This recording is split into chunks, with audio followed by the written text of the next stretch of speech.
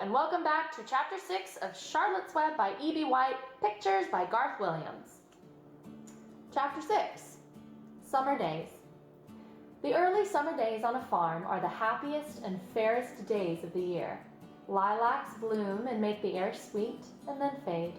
Apple blossoms come with the lilacs, and the bees visit around among the apple trees, and the days grow warm and soft. School ends, and the children have time to play and to fish for trout in the brook.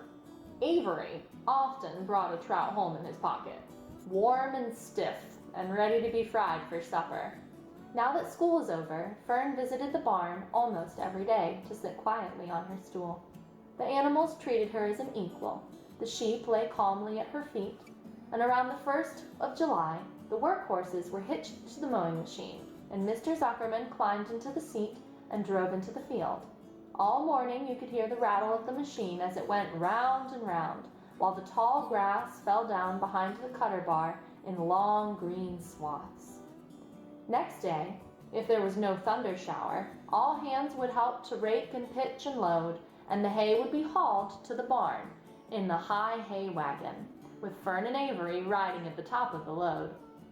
Then the hay would be hoisted, sweet and warm, into the big loft, until the whole barn seemed like a wonderful bed of timothy and clover. It was fine to jump in, and perfect to hide in, and sometimes Avery would find a little grass snake in the hay, and would add it to the other things in his pocket. Your early summer days are a jubilee time for birds. In the fields, around the house, in the barn, in the woods, in the swamp, everywhere love and songs and nests and eggs. From the edge of the woods, the white-throated sparrow, which must come all the way from Boston, calls, "Oh, Peabody, Peabody, Peabody!" On the apple bough, the phoebe teeters would wag its tail and say, "Phoebe, Phoebe!" The song sparrow, who knows how brief and lovely life is, sings, "Sweet, sweet, sweet tinterlude, sweet, sweet, sweet tinterlude." If you enter the barn, the swallows swoop down from their nests and scold.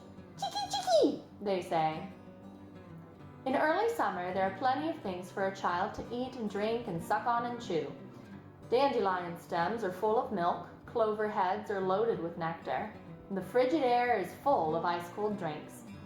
Everywhere you look is life. Even in the little ball of spit on a weed stalk, if you poke it apart, there will be a green worm inside it. And on the underside of a leaf of a potato vine, there are bright orange eggs of the potato bug. It was on a day in early summer when the goose's eggs hatched. This was an important event in the barn cellar. Fern was there, sitting on her stool when it happened.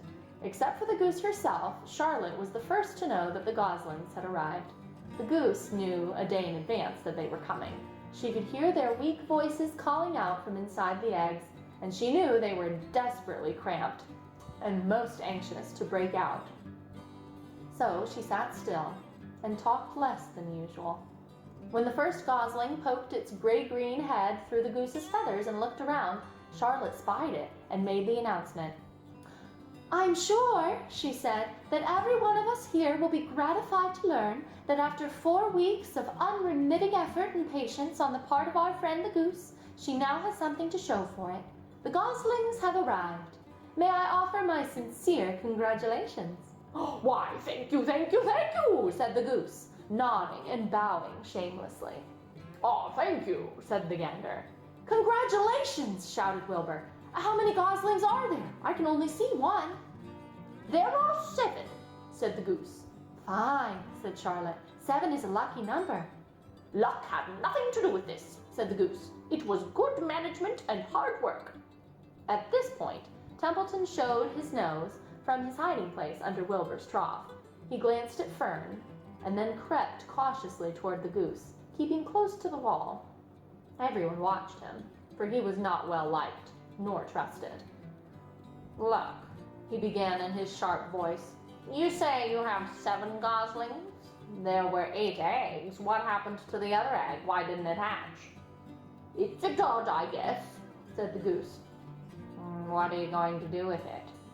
continued Templeton, his beady little round eyes fixed on the goose. "You can have it," said the goose. "Roll it away and add it to that nasty collection invention of yours?" Templeton had a habit of picking up unusual objects around the farm and storing them at his home. He saved everything. "Certainly, certainly," said the gander. "You may have the egg, but I tell you one thing, Templeton. If I ever catch you poking your ugly nose around those goslings, I'll give you the worst pounding that a rat ever took." And the gander opened his strong wings and beat the air with them to show his power. He was strong and brave. But the truth is, both the goose and the gander were worried about Templeton, and with good reason. The rat had no morals, no conscience, no scruples, no consideration, no decency, no milk of rodent kindness, no compunctions, no higher feeling, no friendliness, no anything. He would kill a gosling if he could get away with it, and the goose knew it. Everybody knew it. With her broad bill, the goose pushed the unhatched egg out of the nest. The entire company watched in disgust while the rat rolled it away. Even Wilbur, who could eat almost anything, was appalled. "Oh, imagine wanting a junky old rotten egg," he muttered. "A rat is a rat," said Charlotte. She laughed, a tinkling little laugh. "But my friends, if that ancient egg ever breaks, this barn will be untenable." "What does that mean?" asked Wilbur. "It means nobody will be able to live here on account of the smell. A rotten egg is a regular stink bomb." "I won't break it," snarled Templeton. "I know what I'm doing. I handle stuff like this all the time." He disappeared into his tunnel, pushing the goose egg in front of him. He rolled and nudged until he succeeded in rolling it to his lair under the trough. That afternoon, the wind had died down, and the barnyard was quiet and warm, and the gray goose led her 7 goslings off the nest and out into the world. Mr. Zuckerman spied them when he came with Wilbur's supper. "Why, hello there," he said, smiling all over. "Let's see. 1, 2, 3, 4, 5, 6, 7. 7 baby geese now. Isn't that lovely?" Oh, and that's the end. What do you think of that, boys? Goslings! How cute. I can't wait for them to grow up and have families of their own. We'll see you next time. Bye.